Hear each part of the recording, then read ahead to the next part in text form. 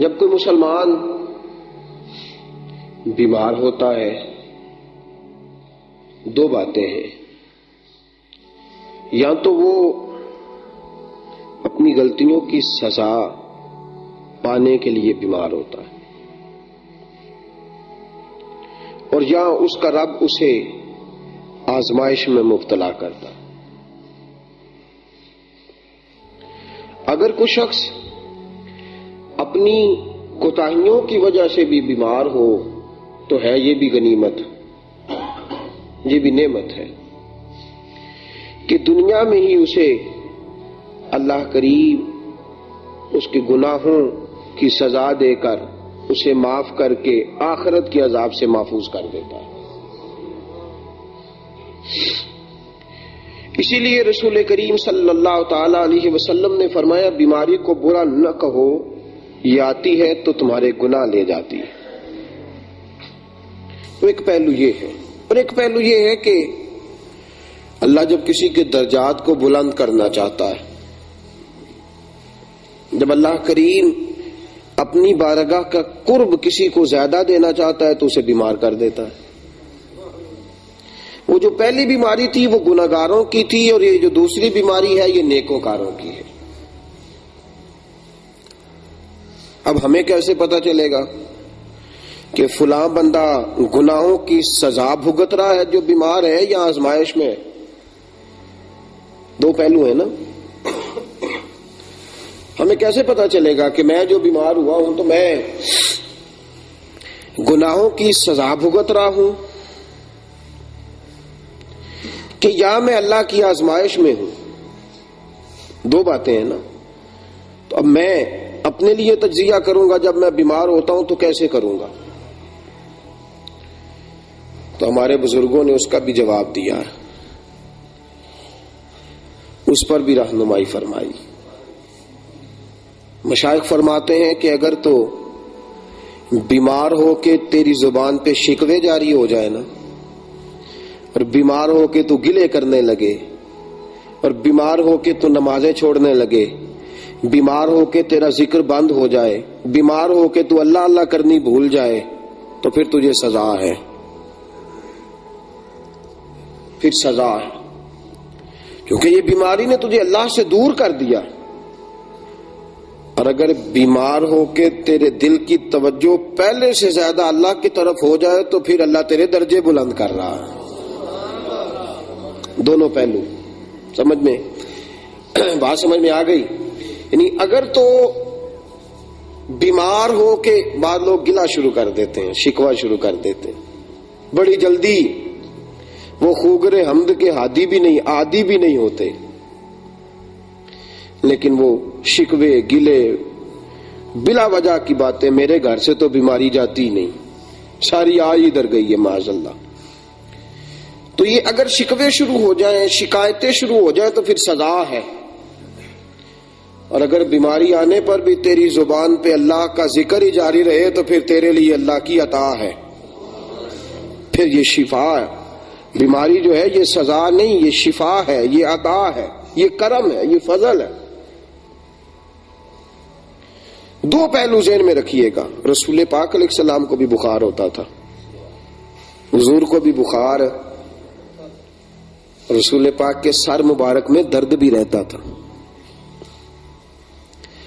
اور اللہ کے محبوب علیہ الصلوۃ والسلام کو بخار ہوا تو صحابہ فرماتے ہیں اتنا بخار تھا کہ حضرت ابو بکر صدیق عرض کرنے لگے، یا رسول اللہ صلی اللہ علیہ وسلم، آپ کو ایک آدمی جیسا بخار نہیں چڑھا، بلکہ جتنا دو آدمیوں کو بخار چڑھتا ہے اتنا آپ کو تنہا بخار چڑھا ہوا ہے، دو آدمیوں کے برابر بخار ہے آپ کا۔ تو سرکار نے فرمایا، اللہ اجر بھی تو مجھے دگنا ہی عطا فرمائے گا نا، اگر بخار دگنا ہے تو اجر بھی دگنا ہوگا، میرے لیے اللہ کی بارگاہ سے قرب بھی دگنا ہوگا۔ تو میرے عزیزو یاد رکھیے گا کہ بیماری یہ رسول پاک صلی اللہ تعالی علیہ وسلم کی کنیزہ ہے، یہ حضور کی خادمہ ہے۔ یہ بیماری رسول پاک کے پاس سے ہو کے گزرا کرتی تھی تاکہ بیماری کو بھی اللہ تعالیٰ عزتیں عطا فرما دے، تو اس کو بھی عزتیں ملتی تھی در مصطفیٰ سے۔ سید عالم صلی اللہ تعالی علیہ وسلم نے فرمایا یہ بیماری جو آتی ہے تو تمہارے گناہوں کو لے جاتی ہے۔ اب میں نے فرق آپ کو بتا دیا، اگر بیماری کی وجہ سے بندہ اللہ کے دروازے سے دور ہو جائے تو سزا ہے، اور اگر یہ بیماری اسے مزید ذکر فکر کا خوگر بنا دے تو پھر یہ عطا ہے۔ تو بیمار حضرت ابراہیم علیہ السلام کہتے ہیں وَإِذَا مَرِضْتُ، جب میں بیمار ہوتا ہوں، فَهُوَ يَشْفِينِ، مجھے وہ شفا دیتا ہے۔ حضرت ابراہیم علیہ السلام نے جو ارشاد فرمایا اور قرآن پاک کی آیت بنی، ترتیب دیکھی آپ نے، فرمایا فَإِذَا مَرِضْتُ، بیمار میں ہوتا ہوں، یہ نہیں فرمایا تو بیمار کرتا ہے، یہ نہیں فرمایا۔ ذرا قرآن حکیم کی ترتیب دیکھیے نا کلام کی، فرمایا وَإِذَا مَرِضْتُ، بیمار ہوتا ہوں میں، فَهُوَ يَشْفِينِ، اور شفا دیتا ہے تو۔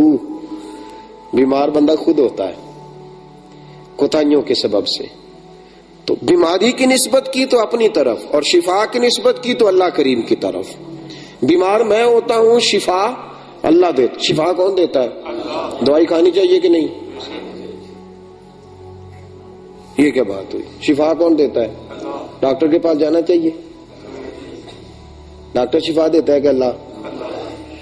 سبحان اللہ۔ دیکھیں کتنا سادہ مسئلہ ہے، کتنا سادہ مسئلہ ہے۔ کہتے ہیں جی پتر تے دیندا نا اللہ، تو تسی دربار کی لین جاندے ہو، تو ہم کہتے ہیں شفا تو دیتا ہے نا اللہ، تو ڈاکٹر کو کی لین جاندے ہو۔ بات ٹھیک ہے کہ غلط ہے؟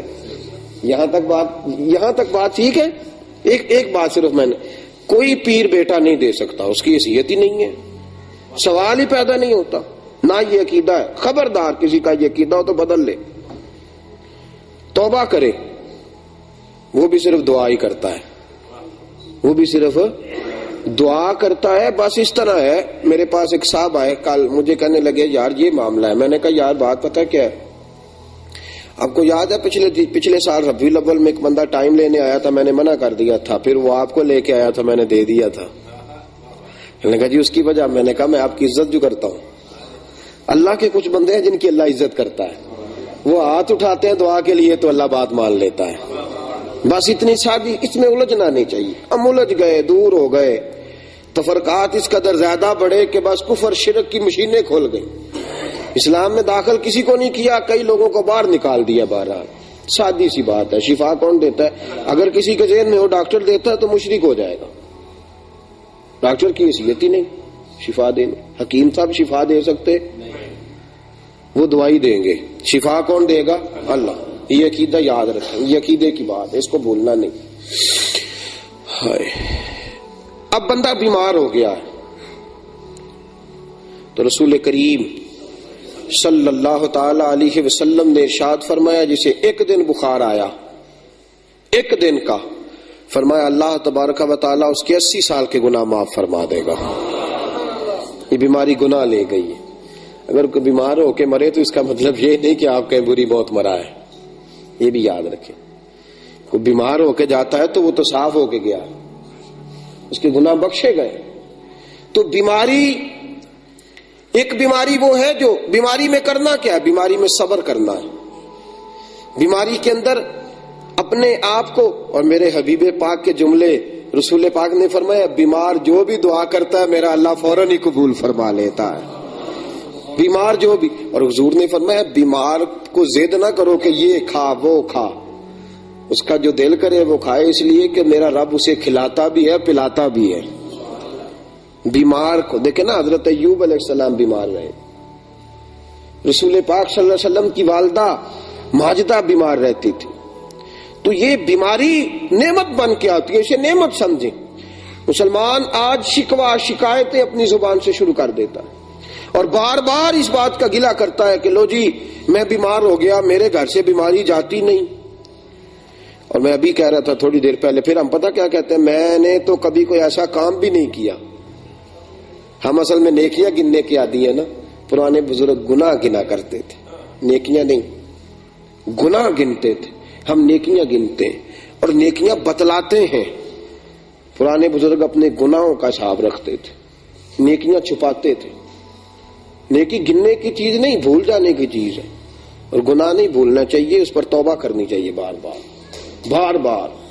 تو ساتھیوں، بیماری میں شکوے، شکایتیں، اپنی زبان پر طرح طرح کے جملے، یہ تو نعمت ہے اللہ کی۔ حضرت رابعہ بصریہ رحمت اللہ علیہا روز بیمار ہوتی تھی، روز بیمار۔